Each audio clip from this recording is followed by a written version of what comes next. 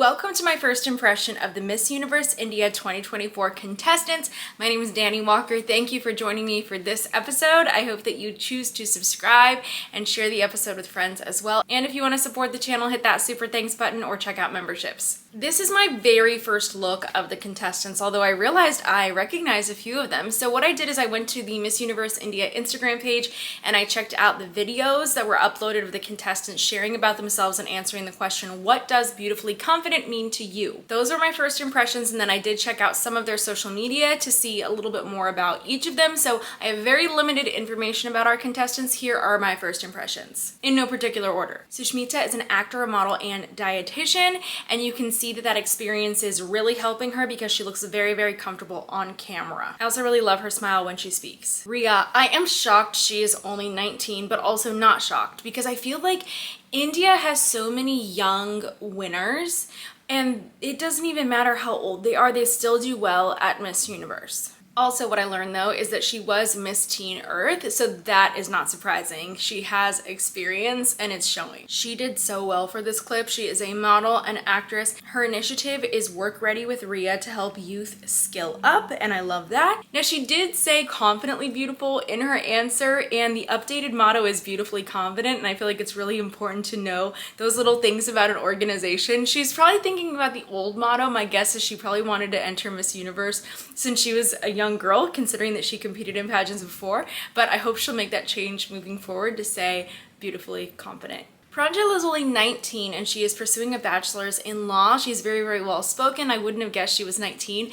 I think she's beautiful on camera, but I do believe that she needs better images. Please give me grace on pronouncing some of these names. There's a few that are tricky for me. Tejaswini is a model and a content creator. She's got a pretty big following, over 100,000 on Instagram. She's also a computer application graduate, and I have to say she's very comfortable on camera. That probably comes from being a content creator and filming things for brands regularly. Angel says that she is the oldest contestant this year, and I would not have guessed that. Oh my gosh, I don't even know how old she is. Frankly, it doesn't even matter to me, but she looks really beautiful.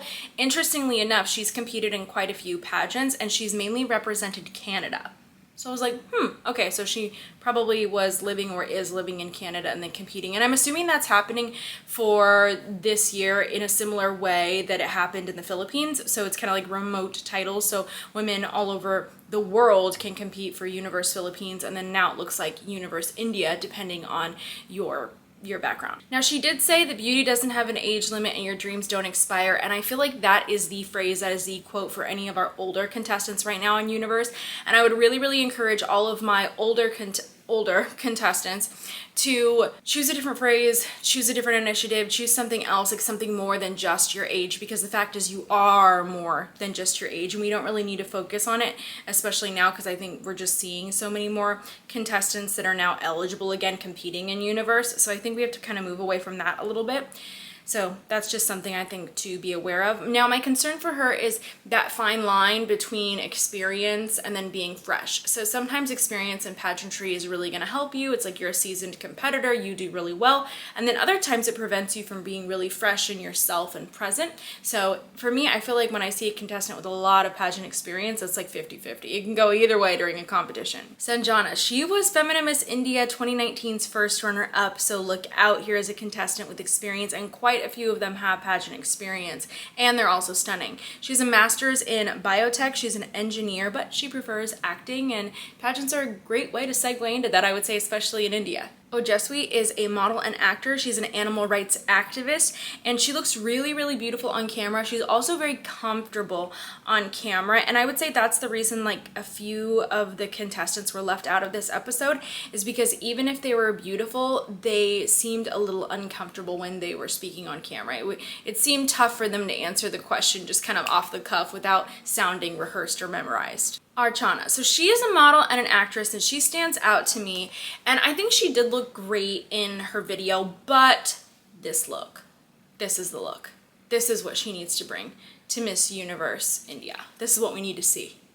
She'll stand out like this. Niharika is an engineer. She's also a software developer and a model. She's one of the ladies this year that actually won a local or a regional pageant. I don't know what exactly you would refer to it as, but this is how she's qualifying for Miss Universe India. And I will say she looked stunning at that competition. She looks great on stage. Chavi, I'm so excited to see her back. She was Miss USA 2017's first runner-up, and I was actually at this pageant. I was watching this pageant, and she was so gorgeous. She looked lovely. Her gown wasn't some crazy custom gown. It was actually an off-the-rack style from Sherry Hill, and she still was first runner-up. Like, she is just so stunning. She obviously has experience, but it's been a while, so I'm curious. So she is a model, an entrepreneur, an actress, and a speaker. She talked about how both of her grandmothers were child brides, but that her mother was a lawyer, and that she fights to end the oppression of women. We're seeing that experience shine through in this answer. I cannot wait to see her. Kanak is a lawyer, a model, and an entrepreneur.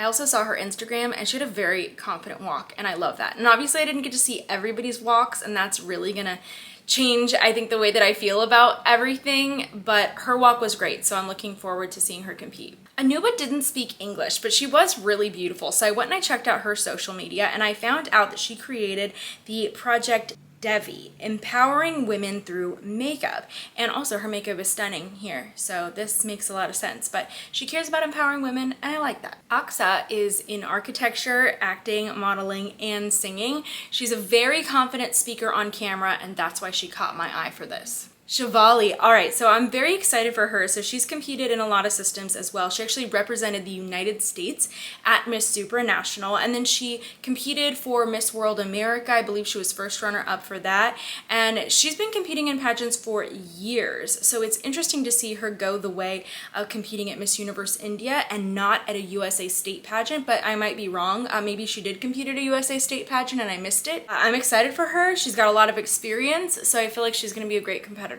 Daisy is a model and a student, and she competed within the Miss Diva organization. And so if you're not familiar, there was Miss Diva, and then now there's Miss Universe India. So it's a different franchise, so there's going to be changes. It's new leadership, so it's going to be a little bit different. She won the title of Miss Northeast Diva, and so she has experience, and I love that for her. She really speaks with conviction in her videos, and she doesn't sound rehearsed. So I love her, and her experience is shining through. Those were my first impressions. I'm very excited to see this new production of the pageant. I'll definitely be tuning in and doing a recap, but thank you all for the requests for this episode. I got so many of them. I'm super excited to watch the show, and if there's something else that you want to see on the channel, please let me know. In the meantime, please check out my other coverage of Miss Universe this year, and also check out my vlogs with some recent just life and life updates and fun stuff at New York Fashion Week. So thanks for tuning in, and I hope to see you soon.